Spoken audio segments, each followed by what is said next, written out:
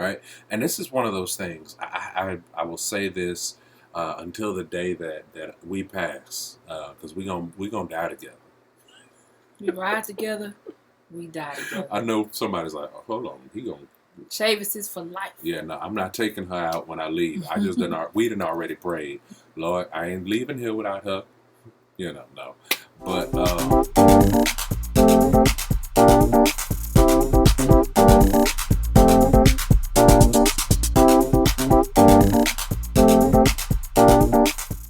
Hey guys, welcome back to our channel. welcome.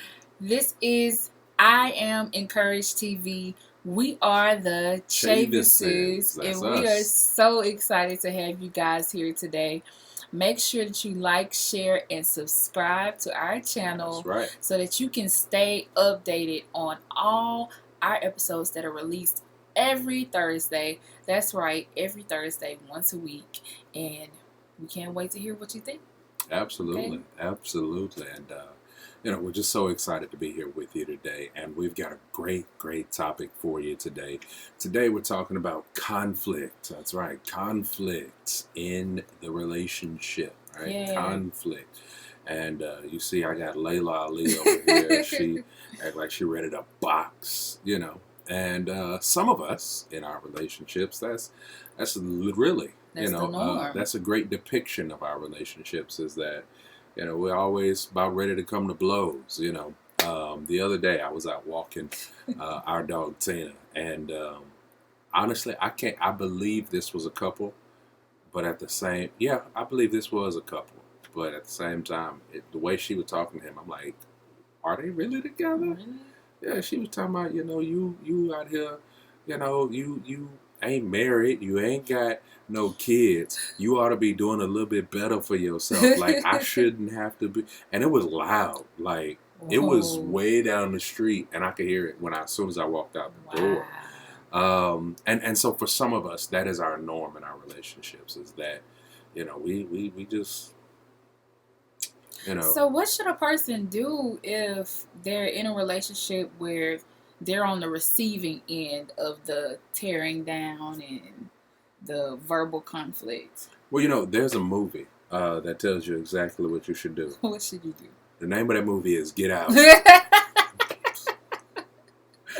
No, seriously. I mean, get out. Here's the thing. When you recognize, right, especially if you're just dating, and you recognize the pattern that this person has, and their pattern is they always tearing you down. Nothing that you say or do or whatever is good enough. If you're dating, you ain't got to put up with that. Mm-hmm. Good, bruh, girl, friend, whoever, right? Tell them where the door is. Show them where the door is. Or you can walk out the door. Or you can walk out that door. Unless you paying the rent there. And in which case, make sure you change the locks. Get your deposit and find you another place or something, Don't have them just coming beating up your place and your stuff, But get out. If you're dating, you ain't got to put up with that. Mm-hmm. But in your marriage, right? Let's just say you're married. You're dealing with that. It's a little bit harder just to get out, But there are several different things that can be done. And especially, I can talk about it from the man's standpoint, If you're in this, first off, as the man, if you're the one who is always so, and you got to tell her what's on your mind, and you got to, there's a scripture for you that I want to share with you. It is James chapter 1, round about verse 19. He says, brethren, I would above all, I'm paraphrasing it. I would that you would be slow to anger. Or he says, first off, he says, be slow to speak, quick to listen, and slow to anger, right? So I think it's so very important that we don't react first, right? That we don't just straightway before anything, we just, woman, why you, we've got to be slow to speak, right? Slow to anger and quick to listen. Because one of the things that I recognize is I had to first understand why my wife, right, um, reacted to some of the things the way that she did.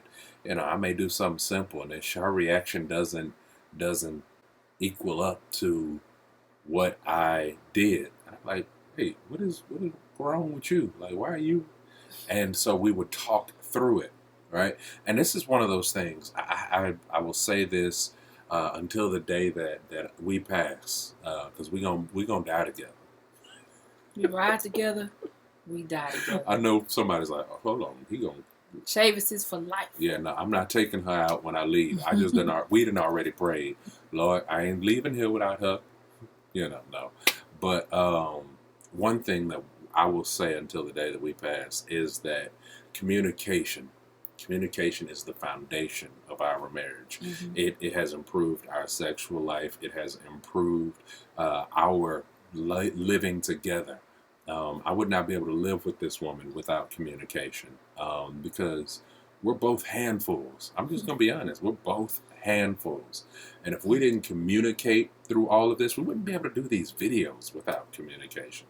And so I think that it's so very important as a man that we doubly are slow to speak, right? Quick to listen and slow to anger, because we have to first off get an understanding of the situation.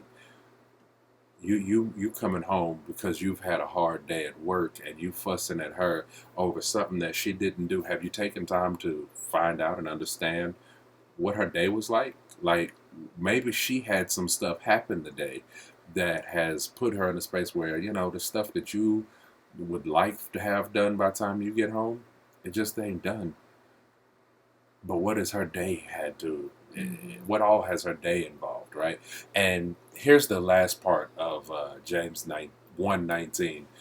It says, for anger does not accomplish the righteousness of God, right? So your anger, it does not accomplish the righteousness of God. But then, all right, so you take that a step further, and I want to say it has to be in Hosea. No, maybe it's not Hosea.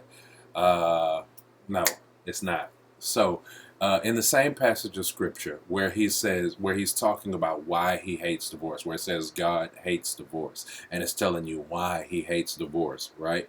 That is Malachi. That's where it is. Malachi chapter 2. Thank you, Holy Spirit.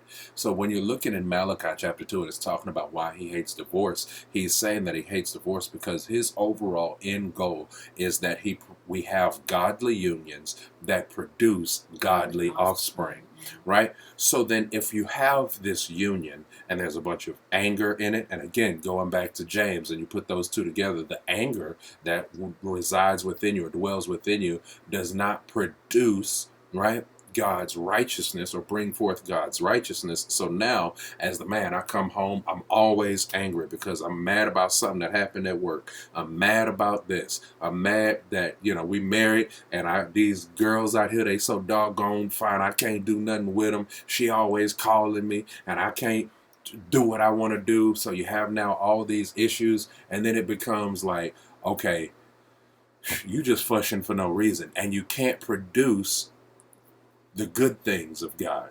I was watching a video yesterday, and what was happening in this video was there was this little boy. He was sitting in the back seat, right, and he was in the car, and he was in his car seat, and apparently it was like the daddy or somebody there. Maybe it was the daddy, and he was with his girlfriend, and it wasn't his or her. It wasn't the young lady's child. And the child was just sitting there, and he was saying all kinds of obscenities to the girl.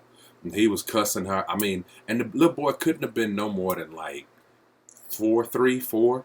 And he cussing her out. He done gave her the middle finger, called her the B word. And the daddy is encouraging her. She's like, stop. I mean, encouraging the boy. And she's like, stop. Tell him to stop. And he flip her off. And the girl say, I'm going to chop that finger off. And the boy tells her, the dad tells her, or tells the boy rather, to say, I doubt it. So he say, I doubt it. And then he flip off again. So again, what we bring to our relationships is what we reproduce. Mhm. How can we produce godly fruit, good fruit, right? If what is within us is anger, bitterness, and we always cussing and fussing, and then these babies come out fussing. My wife and I, we have a couple of different things that we're growing, and one of the things that we're growing is a pineapple plant, right? And how can I expect a pineapple plant to produce oranges or lemons? I can't. It can only produce after what it is. So if anger is a part of who you are, you can only reproduce anger. Your children will be angry and bitter. And same thing for women. I've seen women pregnant, and it causes a lot of stress. And because you are the incubator, you are the grower of that life, and however you're feeling, you can pass it on to your child. Whether if you really in the spirit and you're singing or whatever, that is transferred to your child. Yeah, I'm sorry. I laugh because her mom will tell you when she was pregnant with her, there's two things that happened. She ate, three things. She ate a lot of salads, she was up at night, and she sang in a lot of musicals. Kristen likes, a lot of pizza. 4. So Kristen loves pizza. She loves vegetables. She stays up at night, working, doing different things, and she loves to sing and play instruments and all of that. At night. So you carry, ladies, like she was saying, and I'm gonna let you get back to it. You carry all of that inside of you. You feed that to your baby. You may be mad at your baby daddy or your husband during your pregnancy because you feel he's not doing what you feel he should do, or you don't feel secure about even bringing this baby into the world. But you have to be mindful, even if you are feeling emotional or hormonal, you have to be mindful of that, because that baby takes on that, it stresses your body out. Your blood pressure gets high, and you become you have toxemia and all this stuff, and you could risk the child's life because you, as the incubator, as the carrier of life, are stressed. Absolutely. But even for us as women, we a lot of times don't listen. We don't take the time to listen. We are quick to be angry. We are quick to lash out. If you don't text me back fast enough, I'm going off. If you don't, it could be with a friend, a boyfriend, a husband, or whatever. We're in this generation where we want things quick, and then you have to go back and apologize. Right. You know what I'm saying? You have to go back and cover your tracks. Why would I have to want to waste energy doing that when I could have just chilled out, assessed the situation, not jump to conclusions because he didn't answer his phone at the time, because he didn't text you back, and really assess the situation, or wait till you can talk to him and he can tell you why he didn't answer, or why, you know what I'm saying? Why he hadn't responded as fast. Yeah. I mean, and here's the thing. Some of us, I think we said this before, some of us would not make it in the era that our grandparents had to live in, or even our great-grandparents. Our grandparents, if they were blessed enough to have a phone in the house, maybe if he got an opportunity, he'd call her from work and be like, hey, I'm just checking in, or, how are you and the kids doing? Something like that. But otherwise, man would be gone all day working. A woman would be gone doing stuff, and they would not talk until they got home. Some of us wouldn't make it because y'all getting mad, like, he ain't text me today, he ain't called me today. Say good morning. Find something to do. Find something to do. Go ahead, baby. I'm sorry. Yeah, but I do want to touch on this, that confrontation or disagreements is not always a sign of an unhealthy relationship. Absolutely. You have to have some type there is going to be some type of disagreement or some type of argument. I believe that builds a healthier relationship, that is healthy, because honestly, if we're not having any confrontation at all, that means one of us is not really telling how we really feel about a situation. And if I sit on how I really feel about a situation, it's gonna further damage my relationship versus build it up. Because eventually we're gonna get to a crossroad or a place in the road where it's like, okay, enough is enough, and boom, everything blows up, and then he's feeling like, well, where did this come from? And you're like, well, I've been feeling like this since this and this and this, or you've been, and it shouldn't get to that point, and even if it got to that point because you're concerned about making him mad, I know for me, I didn't want to make him upset, or I felt like if I mentioned something, he would get like extra upset, or I guess like show some type of tantrum or something like that, because he didn't get to do what he wanted to do, so to speak. But it's not my job to try to protect my husband's ego. It's my job to protect our marriage. And if it's something that is, breaking me or hurting my feelings, or I have to be stepped on for whatever to be fulfilled, or vice versa, then that is not building or uplifting our marriage, or your relationship, period. Absolutely. And same thing for me. I've told him, look, if you got to tell me, don't spare my feelings. Like, I'll get over it. My feelings are more hurt with me knowing that I hurt you and I didn't know it because of whatever attitude I had, or I had this thing where if he did something, I would elbow him. Oh, yeah. And he finally just had to tell me, like, because I really don't like when you do that. And we've been married for 6 years, but we had to walk through that. So I had to walk through, well, why do I do that? And he explained, well, I didn't know that, you felt that way, or whatever. That's communication. Communication is not just saying, oh, you get on my nerves and storm out the room. Communication is, this is how I got to this point. The reason why I elbowed you is because you slammed the thing on my arm and didn't realize you slammed it on my arm. So I felt some type of way about it. And my instant response from the type of childhood I was brought up in, neighborhood I was brought up in, somebody hit you, you hit them back. Or somebody does something to you that's uncomfortable, you are, have a physical response. That is very violent. And I don't recommend that. And it really broke my heart to be like, dang, I'm kind of abusive, Yeah, and I remember that day. Yeah, he's bigger than me. He can take it, but it still don't feel good. Right. And so I didn't diminish that. And so far, we've been doing really good with that. Absolutely. And if I find myself doing that, then I apologize. Yeah. It's a process. But communication is such a big thing. It's a walking down the road in your mind on how did I get to this place? Mm-hmm. How did we get to this place? Mm-hmm. And sometimes you have to be uncomfortable and just say it. Yeah. Don't try to spare their feelings. Say it in love. That's key. That's very key. You got to speak to each other in love. Mm-hmm. I'm not, and if you don't know how to say it in love, pray about it. Yeah. Ask God, like, God, how do I say this? Because I know if I say it, it's probably going to cut a little bit. But if you show me how to say it, then I think it'll go over a little bit smoother. Right. And even, again, to touch on something you said, don't wait days, months, years before you talk about an issue. Yeah. Because, again, once you begin to do that, what begins to happen is now it's building up, and that pressure just begins to build up. It's like a pot. I've heard this analogy.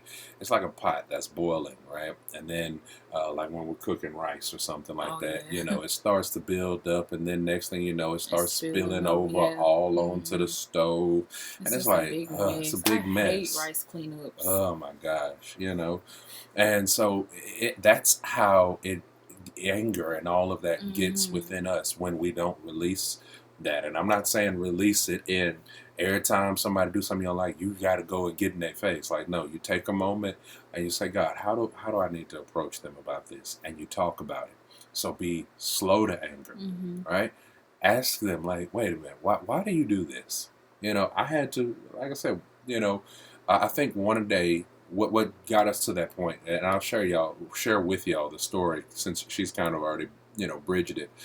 We were in the movies, and I had done something Slam the armrest on my arm. Oh yeah, I moved the armrest and it hit her arm, and it wasn't intentional. I didn't realize that her arm was even there or whatever, and she just, put her elbow right in there, and I'm just like, I barely could enjoy the movie for a while after that, right? Because I'm just like, Lord, why? And so eventually, like later that day, I was just like, wait, why do you do that? Like, why is it that when I do certain things unintentionally, your response is, and so I want to encourage each and every one of you to use wisdom, because in that moment, the time for me to blow up or to address it was not during a movie. Mm-hmm. And some of us, we got a good sense of when not to bring stuff up, and that's when we choose to bring it up. Like we got great sense as it relates to, uh, he did something you ain't like, and you want to bring it up, like when y'all at a dinner setting or with all your friends, or when it's game night and y'all are, that ain't the time. Mm-hmm. That ain't the time. We have to use wisdom even in our communication in conflict. Conflict, and I'll say this because this is something else Kristen talked about. Conflict is not the enemy of growth in your relationship. You can absolutely have conflict in your relationship. We have grown so much from the conflicts that we have. I've had a few people ask me this question. Man, do y'all ever argue? Y'all have any, disagreements? And I can count, on one hand and have fingers left over the number of conflicts, like arguments that I know that we've had.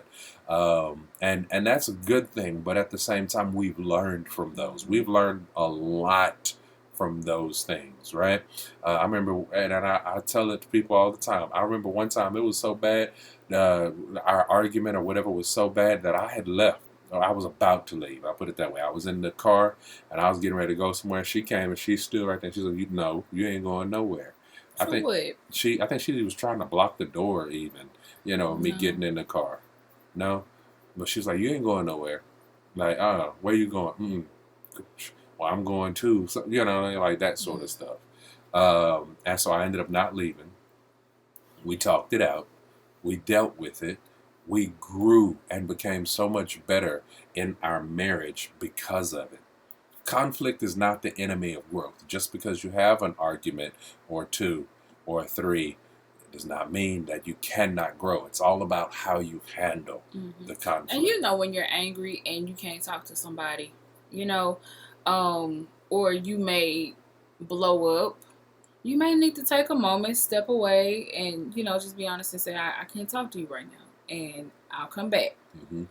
Step to the other room, cool down, think it through, and come back and talk to it. But it needs to be something that you can try your best to resolve that day. Absolutely. The days after that may still be kind of tense, but you still just have to work through it. Absolutely. That's what it is. And don't hold that against that person. Absolutely. You have to forgive. You have to be quick to forgive. Yeah. Quick. Absolutely. Even though we haven't had a lot of arguments, there have been times where we made each other mad all the time. Yeah. Or made each other upset, or it was something he did that I didn't like. And I mean, it's just what it is. I didn't go, going off. I dealt with it on my own, or if I feel like it needed to be something to address, then I did. And the same thing with him. Yeah. But I'm usually the one that say, I don't like this, I don't like this. Yeah. And that's true. And one of the things, let me also, since she said that, let me just add this in. One of the things that I recognize and realize is that, she'll come and say, well, I don't like this, I don't like, and not everything that she says warrants a response from me.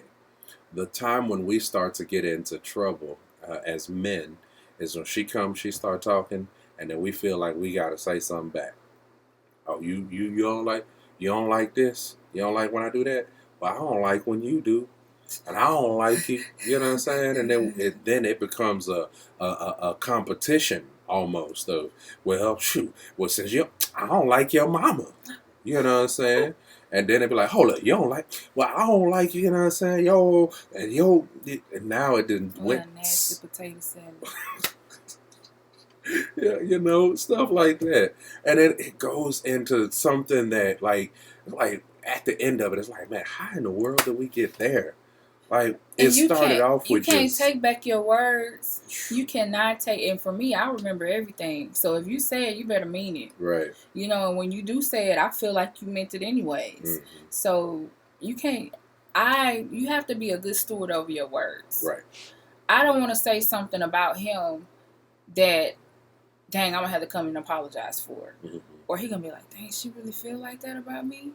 And now you got to try to do damage control because you can control your mouth in the moment, or you want to say something that will hurt them because you was hurt or you felt attacked. Mm-hmm. You know? So, man, we have to be better stewards. This is my life partner. Absolutely. I have to treat him as such, and he has to treat me as such.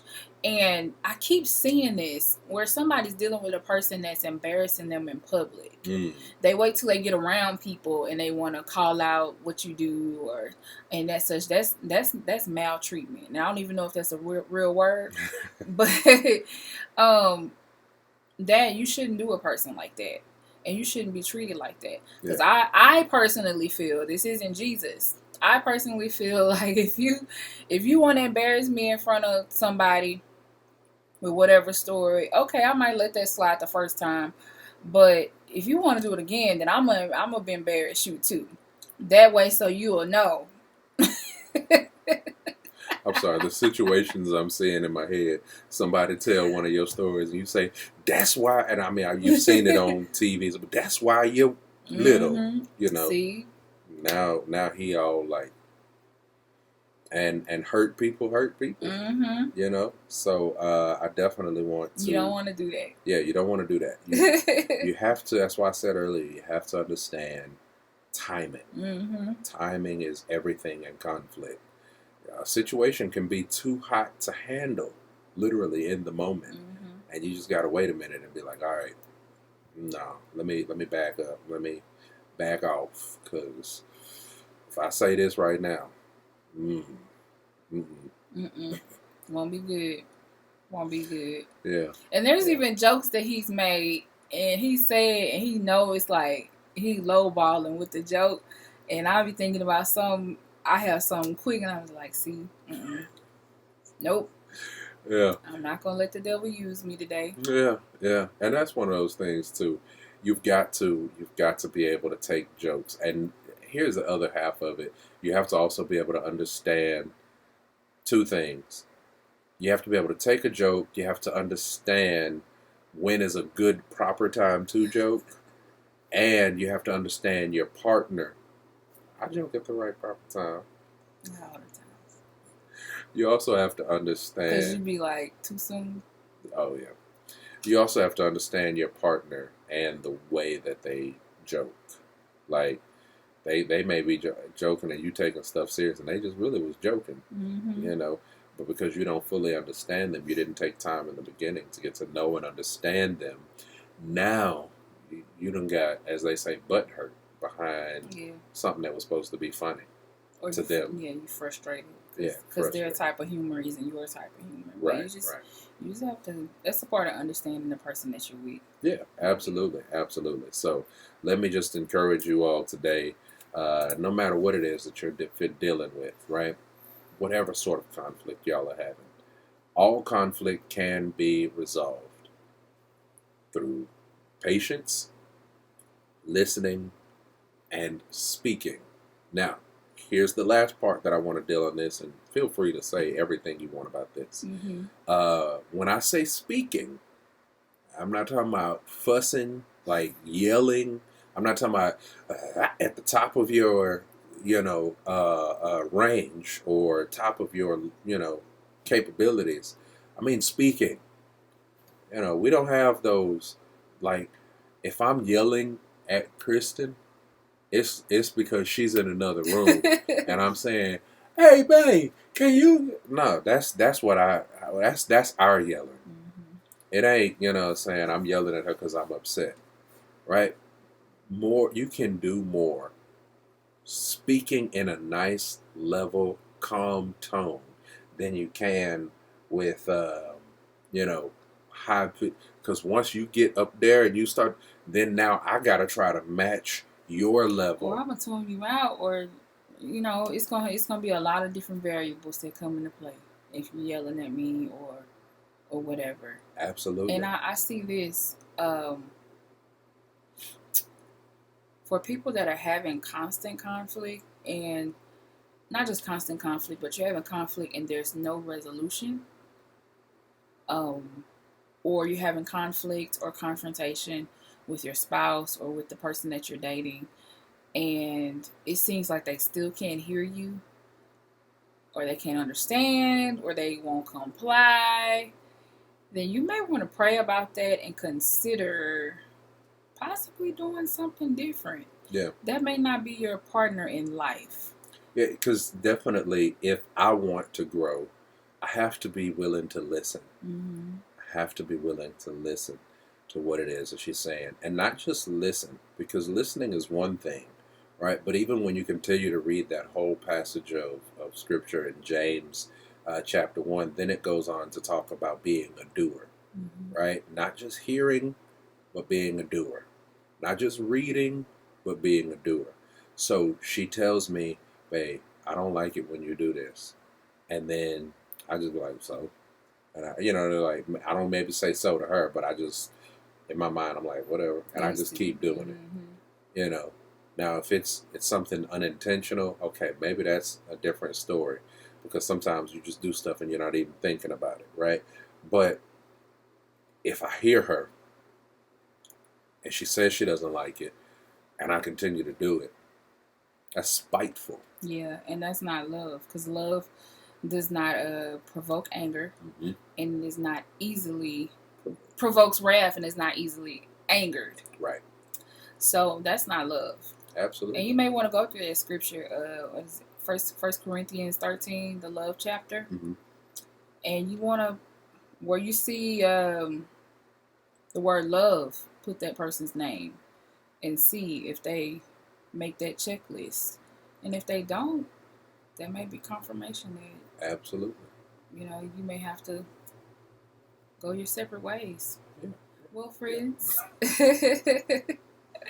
friends, we love you and we thank you so much for tuning in as we talk about confrontation in a marriage, in a dating situation. And if you have any comments, questions, make sure you leave them below. Yep. And always, always, always don't forget to subscribe and also share and like. There you go. Like this page. All right. We'll see you guys next Thursday. See you next week. Bye-bye. Bye-bye.